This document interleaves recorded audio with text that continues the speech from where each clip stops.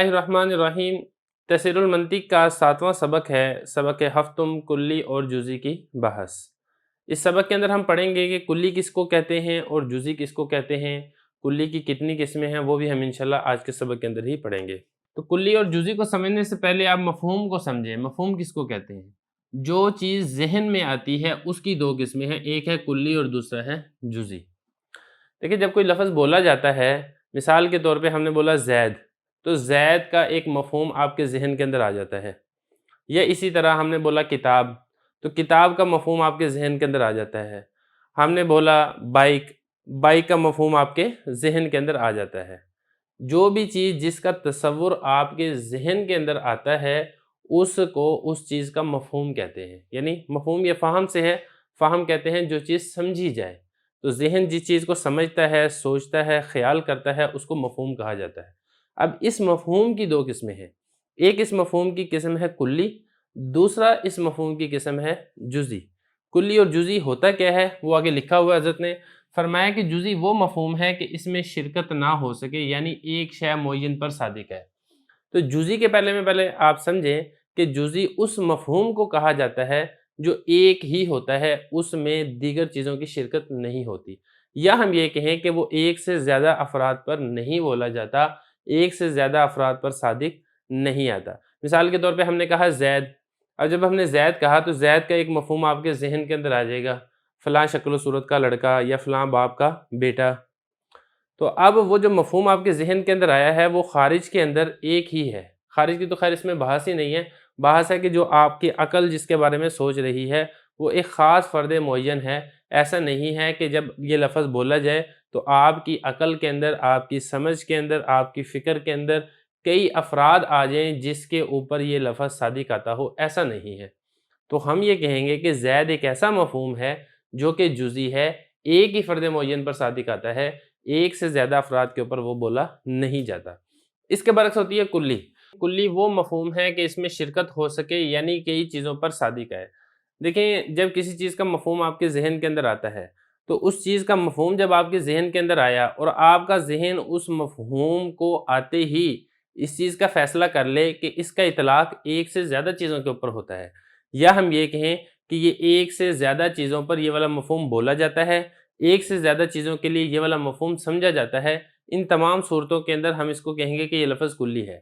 मिसाल के तौर पे जब हमने कहा हैवान, अब हैवान का जो मफ़हूम आपके ज़हन के अंदर आया है, तो आपका ज़हन इस मफ़हूम के साथ ही ये फ़ैसला कर लेगा कि हैवान इंसान भी होता है, हैवान घोड़ा भी होता है, हैवान गधे भी होते हैं, हैवान बकरियाँ भी होते हैं, हैवान शेर भी होते हैं, हैवान चीते भी होते हैं।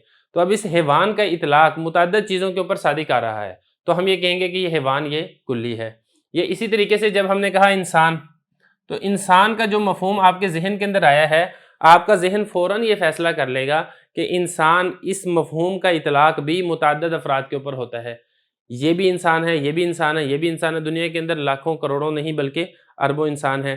या इसी तरीके से जब किताब, इसका मफ़हूम आपके ज़हन के अंदर आएगा, तो आपका ज़हन फ़ौरन ये फ़ैसला कर लेगा कि किताब, जहाँ-जहाँ पर भी जो भी किताब होगी, उस सब के ऊपर इस किताब का इतलाक़ होगा।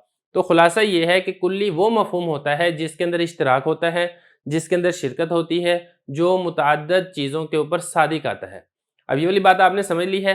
फिर आप आगे ये वाली बात समझें कि जिस चीज़ के ऊपर वो सादिक आएगा, उसको इस कुल्ली की जुज़ियात भी कहेंगे और उसको उस कुल्ली के अफ़राद भी कहा जाएगा। मिसाल के तौर पे किताब है। अब हम ये तसव्वुर कर लेते हैं कि किताबें 5 हैं। अब वो जो 5 किताबें हैं, 1, 2, 3, 4, 5, इन पाँचों में से हर एक को ये कहा जाएगा कि ये कुल्ली का फ़र्द है।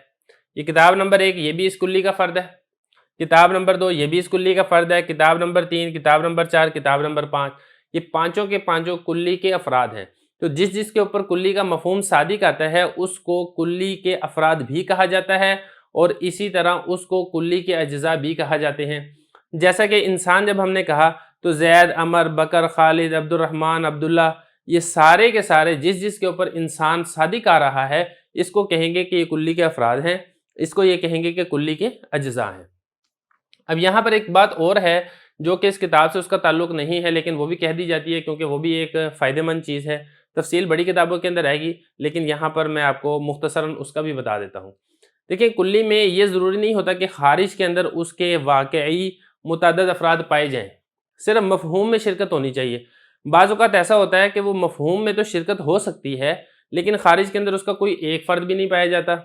مثال کے طور پہ ہم یہ کہتے ہیں سونے کا پہاڑ، اب جب سونے کا پہاڑ اس کا مفہوم آپ کے ذہن کے اندر آیا، ہر وہ پہاڑ جو سونے کا ہو، وہ ایک ہو وہ تب بھی سونے کا پہاڑ ہے، دو ہوں وہ تب بھی سونے کا پہاڑ ہے، تین ہو، پانچ ہو، 10 ہو، 50 ہو، لاکھ ہو، کروڑ ہو۔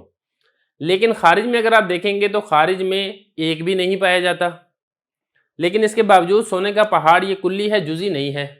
جزئی تو وہ ہوتا کہ جس کا صرف ایک ہی فرد ہوتا، لیکن یہاں پہ متعدد افراد پر یہ صادق آ سکتی ہے۔ وہ علیحدہ بات ہے کہ خارج میں نہیں پائی جاتی، اس کی بحث نہیں ہو رہی۔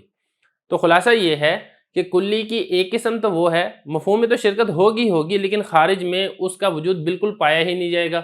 یا پھر دوسری کلی کی قسم وہ ہے، ایک قسم تو آپ نے پڑھ لی کہ جس میں خارج میں بھی متعدد افراد اس کے پائے جاتے ہیں، اور ایک قسم آپ نے یہ پڑھی کہ جس میں خارج میں کوئی ایک فرد بھی نہیں پایا جاتا۔ ایک تیسری قسم بھی ہے جس کا خارج کے اندر ایک ہی فرد پایا جاتا ہے، جیسا کہ واجب الوجود ذات۔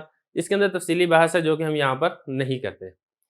تو یہ ہم نے آج کے سبق میں پڑھ لی ہے، ایک ہم نے مفہوم پڑھ لیا ہے، دوسرا ہم نے جزئی پڑھ لیا ہے، تیسرا ہم نے کلی پڑھ لیا ہے۔ اس کے بعد ہم اس کی تمرین کو حل کرتے ہیں۔